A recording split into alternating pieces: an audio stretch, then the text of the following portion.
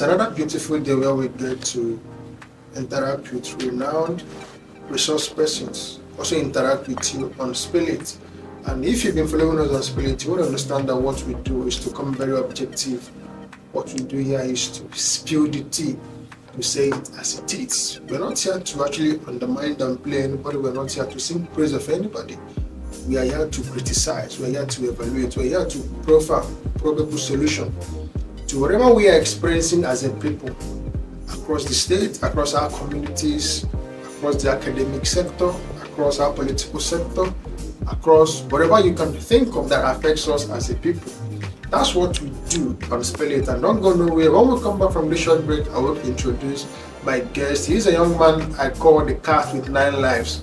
He's a young guy that you see him in various forms. I don't know how he's able to coexist his different features. I am Arinze Chukwu, your host on this program. We'll be right back.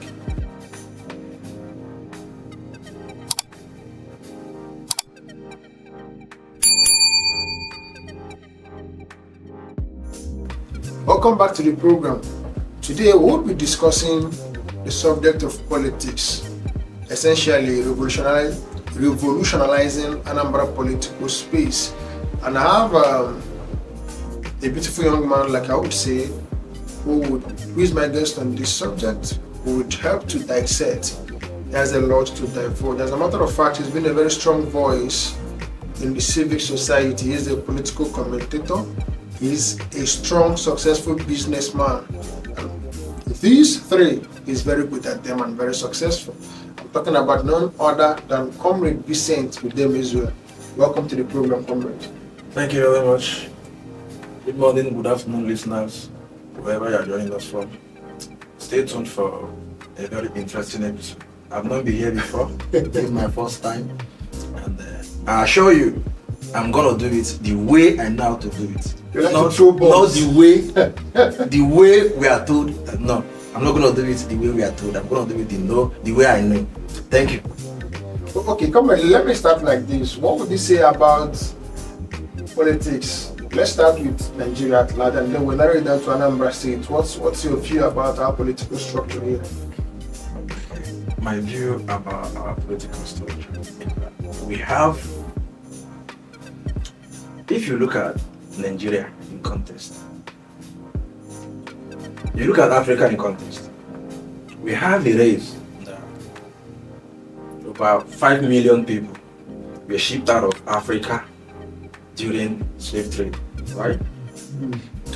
After battling that for that length, we also had to battle colonialism, right? There is no race that passes through all these processes and still remain what it should be. We are still finding our feet as a race. Now, when you narrow it down to Nigeria, how old is our democracy? Our democracy is still at its infancy stage. So, by way of experience, by way of how long and where we are going and where we are coming from, we are still very young. That is understandable. But what I found what bothers me is the fact that we have people who are very intentional about not doing the right thing. Very intentional. Very intentional about it. It is not a mistake. The deliberate It's not that they don't know what it takes to do the right thing. Let me give you an instance. I was in Lagos the last time. There was a particular road within the Badore Lake Axis that is very bad. That road have not been accessible for a very long. So when they said that the president was coming back to Lagos, that road was fixed within 7 days, maximum. Fixed? Yes. And it's been bad for as long as you can imagine. So it is not that these people, they don't know what to do. They know what to do, but they are scared that when they do it, na who chop belle full, they ask for water, right? So they're scared that when they do it, you will be exposed to ask them what you are supposed to ask them. They are intentional about doing it wrong, so that if you have been hungry for a while and somebody gives you crackers, biscuit or whatever, you appreciate the person. Yeah. So what bothers me is the uniformity, how they were able to intention all of them. It's not a party something. Across all party, all of them are the same, and they are intentional about keeping Nigeria the way it is because it benefits them. And then, if you narrow it down to Anambra State, you will find out that Anambrarians, sorry to say this, Anambrarians as people are not people that are so interested in. They are business minded, right? Their demands are really to give us security, give us road, and we are good. Then you start to imagine, how are we making so much money as a state, and then we still have Anambra is very small in terms of land mass. Any serious somebody can turn Anambra into whatever he wants, Dubai or Taiwan or whatever. Not the one that we are seeing now, like the original Dubai, Taiwan. Any serious somebody can have been opportune to be a little bit closer to government. I know what we earn. I know how much is coming into this state. We know how much is coming into this state. We know how much Navy is generating on a daily basis. We know what Onitsha is generating on a daily basis. We know what Oka is bringing to the table. And then you turn back and you look, see pockets of projects here and there, and then they will tell you that the person or whoever is in charge is trying to. You can't continue doing that.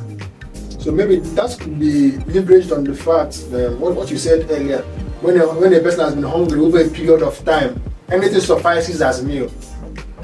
No. So when we see this is not actually exactly. In Anambra as a context, that is not what is happening. Yeah. What is happening in Anambra is that if you look at Anambra budget, okay, we have two budgets. The official one that we all know, the government own. And then the other one that they use in servicing themselves and whoever sings praise for them. If you look at how much these people are spending to rewrite what we know, they call it image making. Right? Yeah. The amount they are spending on making the image of the government is enough to fix the state. Unnecessary expenditure, political jobbers. The system is servicing way too many people that are not adding value. And when I say it, I will keep saying it. They are intentional about keeping it that way. They are intentional about maintaining that status quo. That is my biggest, that is the place I have. What does it take to do the right thing? Absolutely, it costs nothing to do that, but they will never do the right thing. Brings me to another side of our pain, our agony. Have Nigerians and Anambrarians, have we actually understood the fact that this government we are talking about is for us? That the government is for us. Have we also actually understood that this government we're talking about, our government? If you are a Christian and you go to church, the CWO, the CMO or whatever, when they do their account, everybody gathers. On the church, they do it in church. They do it everywhere. Civil society organizations, at the end of the day, they do accounts. The people comes out to know what happens to their money, right? Yeah. Because they believe it's their money.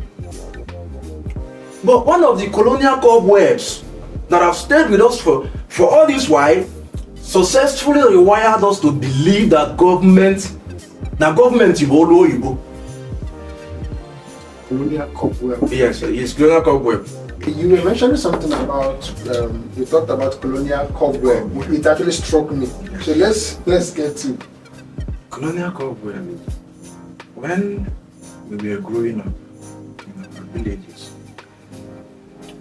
my own village, if we want to do something like maybe build a school, build a road, we gather ourselves, maybe the youth, the ones that have money, we bring, and then we do it. We see it as our own, our project. Today, if the government is building a road in my community or anywhere, nobody comes out to check the quality, to know what's being done. Yeah. So we successfully relegate governance. We start seeing governance as imported something. I know that this democracy or whatever have not been our thing, even though it has been our thing under a different nomenclature. But under this current, it's not been our thing. You understand? That's fine. But we don't see governance as Oloyibo. That Oloyibo nomenclature is the reason why there is no accountability. And it's something that came with colonialism. Because during colonialism, those that were being used to govern were not necessarily the people that the people want, or those that care about the people. So that is why when I say that it is the colonial cobweb, the colonial masters have gone, but the cobwebs are still there, psychologically in all of us. Any day that Nigerians turn around to realize that this is their place, Nigeria will work. Okay, now this brings me to asking you, Comrade, does it mean that for a true revolution to happen, the people the citizens, the masses needs to wake up and start demanding for what should be demanded for? We made corruption. We made embezzlement and corruption.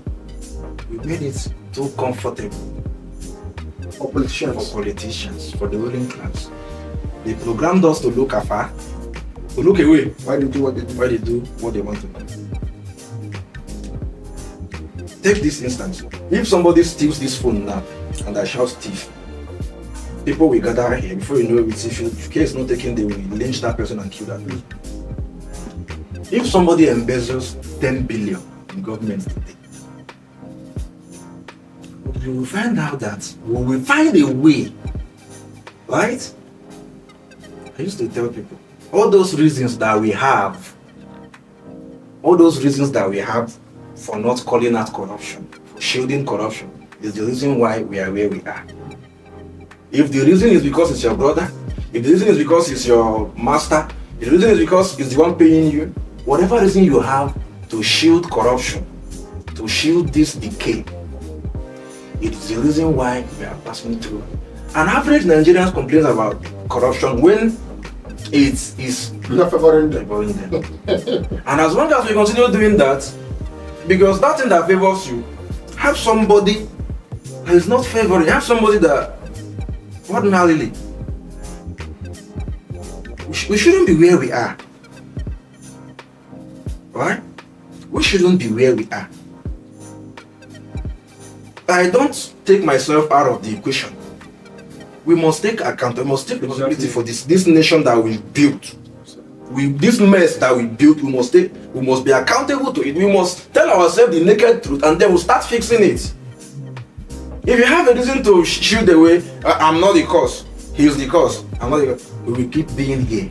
Because there is always a justification for doing what's not right. Let me ask you something. Yes. That's why I penned it down. I said, politics in Anambra, like in many parts of Nigeria, has long been influenced by godfatherism and money politics. What bold ideas do you have to dismantle these entrenched systems? How do we break these barriers? It is very simple. Let's get to here. Do you know that the best among us don't emerge our leaders? Sure. By experience. And we have the reasons to justify the fact that the best among us, he's good, but what is the but in it? The young man is very good, but what but are you? What are you adding but to? What's the but in it? If he's good, vote for him. Exactly. Why that clause? Why the clause? Why the but? Godfatherism is thriving because we allowed it to thrive. How do we deal with it? Now, If somebody like me now, as exposed as I am, if I'm going to vote now, do you think you can give me 50,000, 100,000? Whether I'm hungry or not is inconsequential.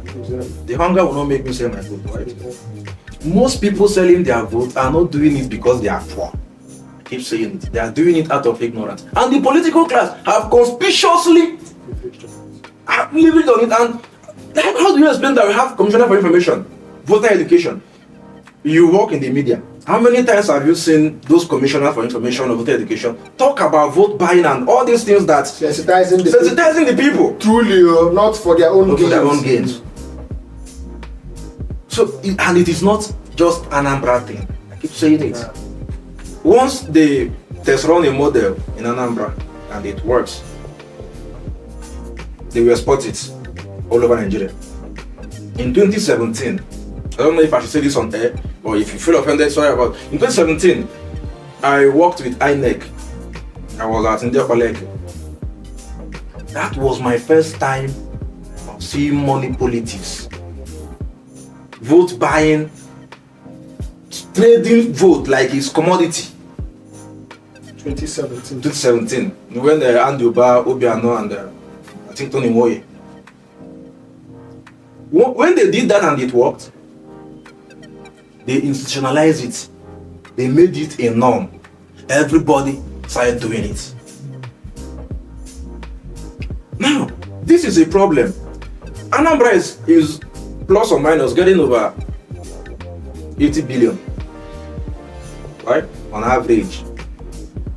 So, if we are to buy, how many people are in Anambra? Categorically, we are within 8 to 10 million. If we are to buy votes, a monthly allocation alone, just the allocation of a month is enough to buy the entire vote that entrenches our leader. So you find out that these people does not even care about working anymore, knowing that at the end of the day, 20k is enough to get them what they want. And nobody is talking about it. There is a deafening silence among all of us. The silence is deafening. How do we accept this? How do we get it? And how do we stay comfortable with this? How did we end up being comfortable with Nigeria and Anambra being governed this way? Then when you ask questions, they will tell you that that is how it is done. That is how it's done. It's not an excuse, no reason. That is how it is done. That is the most useless speech I've heard. Oh, talk SME. Can you talk SME? So I have to remember the status quo. The status quo. Oh, talk SME. Somebody you voted for is telling you that his tenure is, the first tenure is over, that you have to vote again for him to work for you. And you are accepting that narrative. Nobody has been able to put up that question. Let me ask something. So, let me round up. To fight God for that reason in politics, the citizens must be awake. Somebody said that vote doesn't count. If your vote doesn't count, why are they paying you to vote? Your vote counts. That's why they're paying you to vote. Exactly. So it is left for you to do what you have to do without your voter's card. I'm telling you that your vote doesn't count is they coiled up that statement. They intentionally coiled it up. It is an elite manipulation to that. Your vote doesn't count. When they say it, you assume that your vote doesn't count, right? And then when you go to vote and they give you 20k, they will not be like, my vote will not even count. Maybe they give 20k for some. You'll be comfortable. If your vote, only have for the Christmas, it's not sharing money. Exactly. It's paying you because your vote counts. Exactly. So he can trade it for himself or herself. So to fight God for that reason, we need to wake up. If you are educated, you owe those who are not educated. You owe them. You owe them enlightenment. Exactly. That is why whatever you can do with whatever platform you have to do it. We owe those that are not educated. Our silence at this critical time, our silence means acceptance. Our silence means that things are well. True, things are not well. Things are not well in all aspects. Someone like me, for those that know me very well, in the last 3 years, I've been victim of kidnapping more than 3 different separate occasions. in a state as small as Anambra, and then we have reasons to justify the insecurity. We have reasons to justify what is not working. We can't continue like this. You just even struck me a little bit now. I was going to talk about leadership values, but then let me marry it with this question, because you mentioned about the incidences of your kidnap attempts, and yet you are very vocal, still, being combatant, as it were, against ill government policies, ill governance, and stuff. What's your driving force? Some persons would have been out of fear, but you still been very vocal. And you be saying of Anambra State. Let me tell you something. I'm in my late 20s, going to 30. The average life expectancy of a Nigerian man is 55. That's maximum 50, 55. Average expectancy. Yes. That is when you are expected to die. As a Nigerian. As a Nigerian. If you minus 28, 30 from 55 or 50, what do you have? I've lived. I'm not doing. If Nigeria works, I might not benefit from it. Right? But you should do. But I have kids coming up. If you look at it now, every country in the world is closing their border against Nigeria. Before, Japa was the way out. If you're not comfortable and have money, you travel out. Come on, travel now, let's see. So if we all keep saying out of fear, if you keep operating this same system out of fear, we will end up nowhere. Because the only leverage we have is traveling out. They are shutting it out. Trump is deporting, UK is tightening their border, same thing everywhere. So you find out that it is left for us to come back and either fix or keep facing it. Because one thing about growth is that you cannot be stagnant.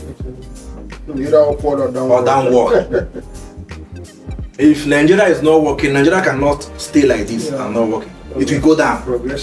And that is just it.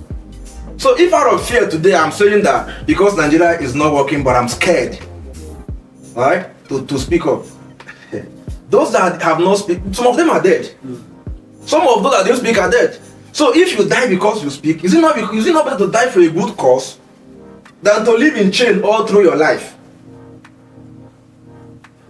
Great. See, I don't know how the audience will be feeling, because I'm already feeling a little bit bamboozled. There is heat all over me with the revelations you are serving. We are. This thing is not. I keep saying that our problem is not political parties. Right? Our problem have never been. Our problem is we are absorbed.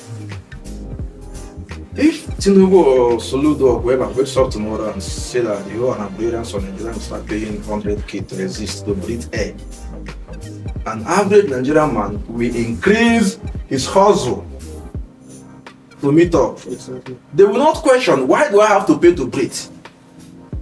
That kind of mindset is what these people are leveraging on, knowing that they go adjust. Not adjust. Then go adjust. Yes, then go adjust. That is what they are leveraging on. I will keep saying it.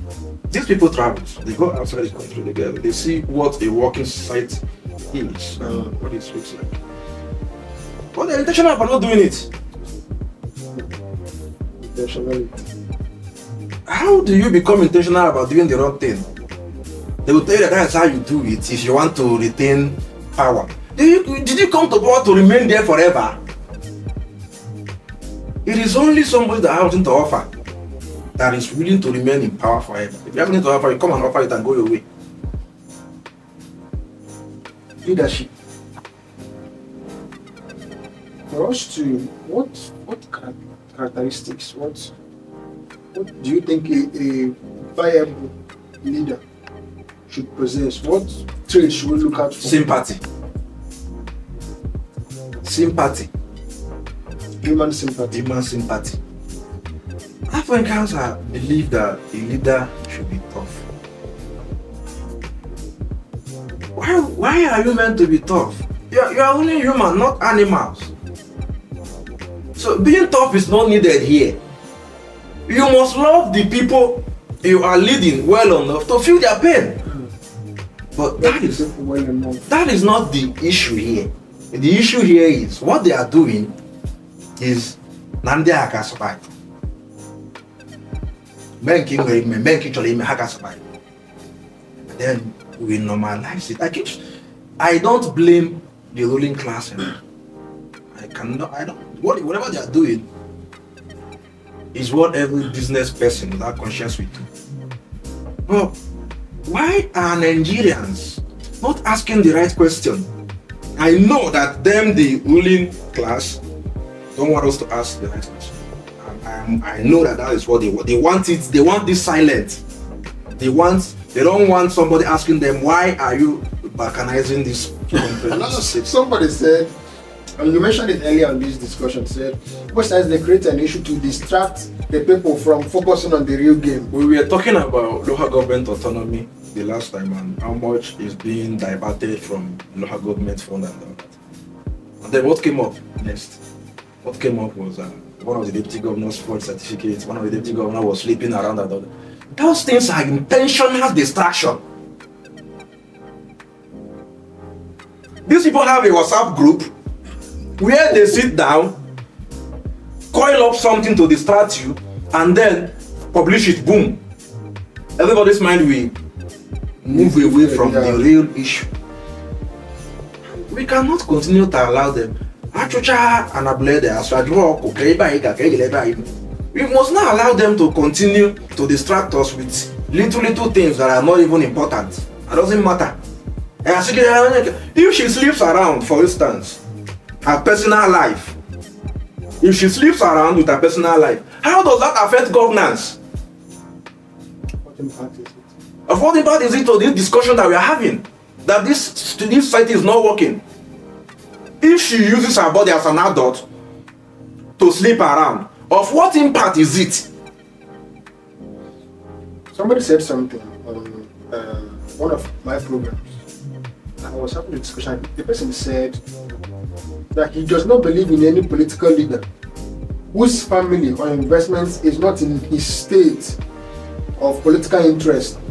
That being said, for instance, say maybe the governor of Anambra State, maybe chief of staff, anybody holding elective office, and you don't have tangible investment, your family is not here.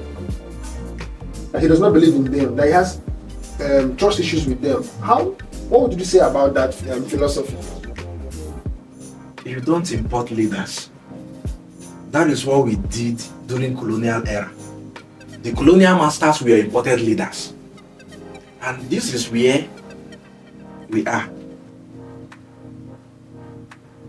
If you are a hunter, did you go hunting in a bush that you don't know how it is? The terrain. The terrain.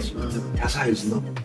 So as long as we keep importing people that don't know what we want, not with this country near you day, where the package Buhari come.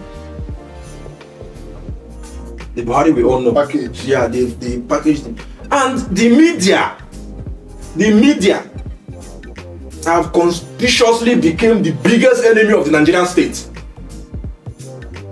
This is our own media. In our own media, when they try, you might not even be in position to defend it. And whatever you did previously will be exposed, and the people will know who you are and what you did for them. So is it not more important that you focus on working for these people than focus on building this wealth? Have this wealth actually stopped anyone from dying? It's not a guarantee for life. Has this wealth stopped anybody from dying? I knew a military general then when I was growing up in Edo State. He worked with IBB. He has over 100 hectares of land. Those lands now, his children cannot even go there. As a matter of fact, they don't even have interest in it. So imagine if that money was meant to build one hospital, then they use it, he diverted it for his personal use, and then he fell sick, and then They now have to fly him out. Flying him out and building a functional hospital that works in Nigeria. Which one do you think would have saved his life? So we find out that we are wired. I don't even know how we are wired. What's the remedy? The remedy is in the media. So what should the media should play the media should sensitize these people. Leave the elite. This is their business. We are their business. Now we be their goose. I ain't kafana ele. Have fun. But why don't they have fun ele? Exactly. No na goose. That you people belong. This is your state. This is your nation. Nobody is coming to save you. Nobody is coming to fix it. If you think that anybody is coming to fix it, if you have been thinking that from 1960 till now, is it not yet time for you to sit down and analyze your journey? If we have been thinking that miracle will happen, is it not yet time for us to sit down and analyze? Is miracle really going to happen? Even if miracle will happen, how will the miracle happen? Miracle does not happen. What happens? You fix your place. There is no local government in Nigeria today, in this southeast, that is earning less than 400 million a month.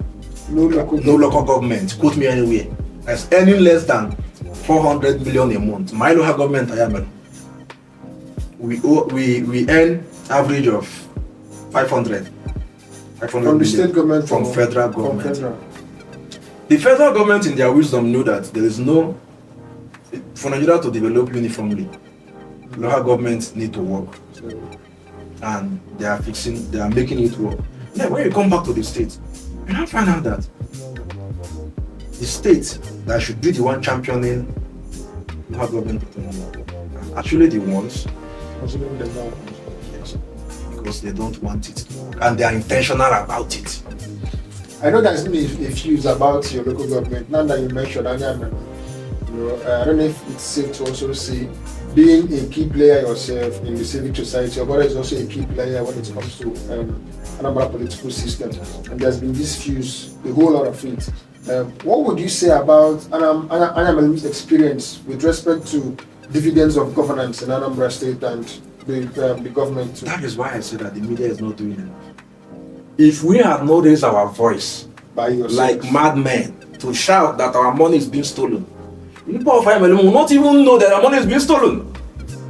The elites that are comfortable with it will not tell them the truth. Now, whose job is it to enlighten these people? The media. But apart from the media, comrade, you also you are aware that the legislators they are a stronger force with respect to watching what the executive do. So that being said, if the legislature is not actively doing what they should do, because I understand that one of the house members in Anambra State, Honorable Nigerian Badge, also is playing a kind of part with what your brother is doing too. If the legislators in their numbers can stand vehemently to say the executive should and must do this, don't you think we will have a kind of needed revolution without noise? Only little for being a jumper. A hungry man, the morality of a hungry man is optional. Yeah. We've successfully built a society that everything revolves around money. So anybody that goes to government goes there to make money. And if you challenge the governor, you won't make that money.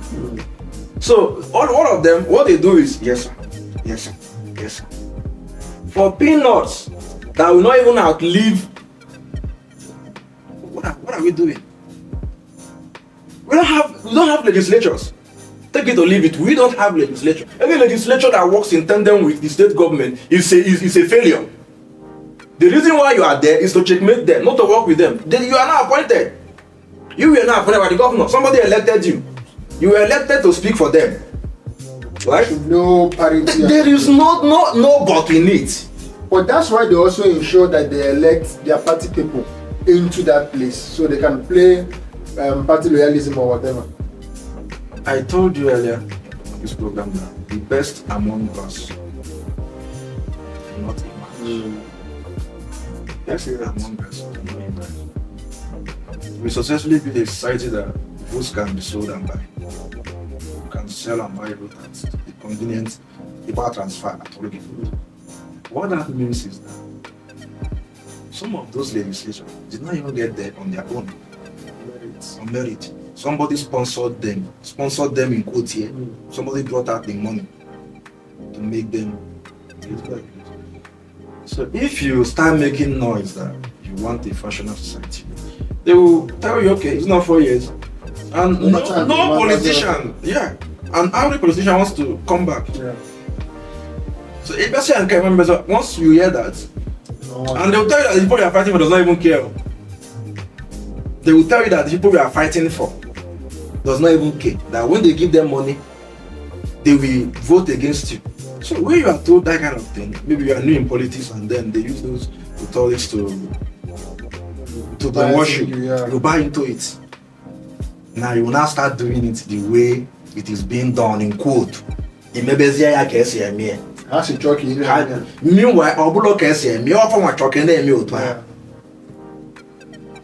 you get it? So the problem starts and ends with Nigerians. Sorry to say this. I know that they are intentional about us not knowing what is going on. They don't want us to know what's going on, how much is coming in and how much is going on, so that we will not even know what and when to question them. Right? Yeah. And in as much as I know that they are doing it, no, we have to rise up. It's not even a violent something. No, you don't even need to fight them or confront them. Let them know that failure have consequences. Let them know that a government that failed to meet the demand of the people can be voted out. The political class believe that a tenure is 8 years. Right? So when you make them know that somebody can lose election in 4 years for not performing, when you do that, they will sit up. They are riding on your complacency and your ignorance. That is the only fuel they need. The only fuel they need is you not asking them questions. You not questioning what they are doing. Not even because to ask questions, you need to understand. You need to know.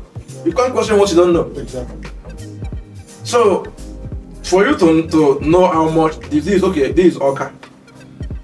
If you want to know how much comes into Oka, or how much came into Oka this month as allocation, you will move from here to here. You will search and search and search. You will not even get that answer. So you now ask yourself, if I type, what's the name of Anambra State government? On Google, I will see it.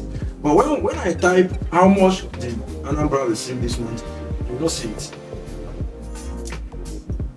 You will not see it. Google will not show it to you. They keep people in the dark in that area. And it is intentional. Okay, as we begin to wrap up, let me ask Nicola this question before we wrap up. What's the place of the youth, the young people? Because young people, they are the wire, the driving force of whatever agenda you want to push, good or bad actually. What's the role of young people in political revolution? This conspiracy is deep. The youths now believe that Nigeria cannot work. You just have to make money above the system so that you survive. That is what an average Nigerian man, an average Nigerian youth think, that you have to make money now. You have to make money and enjoy yourself. They don't no longer think that they owe Nigeria and the society the duty of care. Right? So it's left for us. And someone like me, you ask me how I'm able to switch between doing this, and doing it. Because I know that there is no criteria for asking for accountability. Every human being can ask for accountability. But what they have made us to believe is that you can be too young to question what they are doing, or you can be, your lifestyle does not suit into the category of people who are qualified to question them. And that is a lie. That is a fat lie. Every human being that has mouth is qualified to question how he or she is being governed. It's your right. It's your right from God.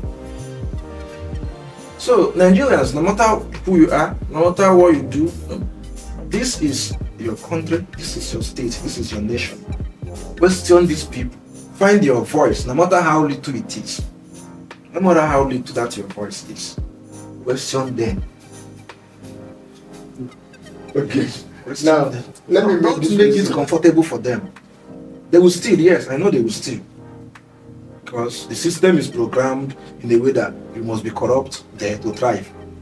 But we cannot continue accepting that that is how we should keep going. But the fact that we made it that way does not mean that it's delighting. So we must learn to question them.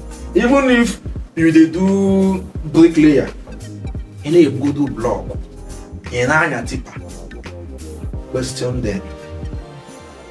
Do you think that the government of the day has done or is doing good enough? State, local, or federal. State, Anambra State government. Comparing what we are earning to the work on ground, we are not doing enough. Not doing enough simply means he's trying, but he's not doing enough. I mean, anybody that wins election, God's one is trying. Anybody that wins election is trying. There is no criteria for trying. Trying is, I wasn't trying. Yeah. The basic function of government is protect life and property. Are we doing that? With the security vote, the allocation, are we protecting life and property of Indian Anambra? The answer is no. So the most annoying part of it is that they have successfully convinced us that the little they are doing is enough. I don't know if you get it. They have successfully convinced us that whatever they bring to the table, whatever they do, it should be acceptable.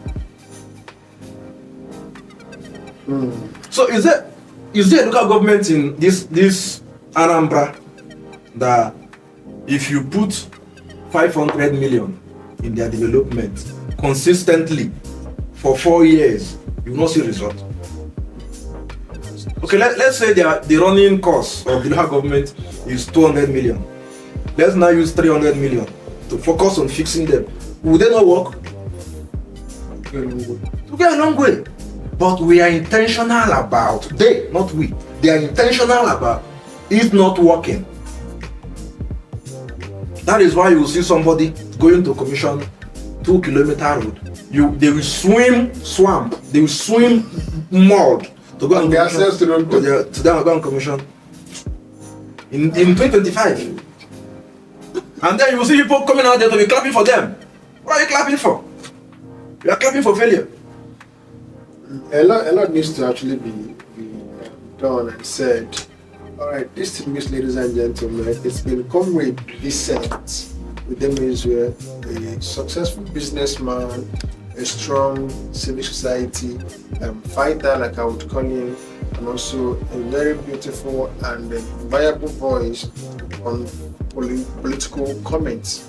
And we've been hearing him dish it very strong, and this is how far we can actually go on this program. I do hope that subsequently we'll get to also have him on the platform, maybe to talk on something else. He's a very strong businessman, maybe to talk on business.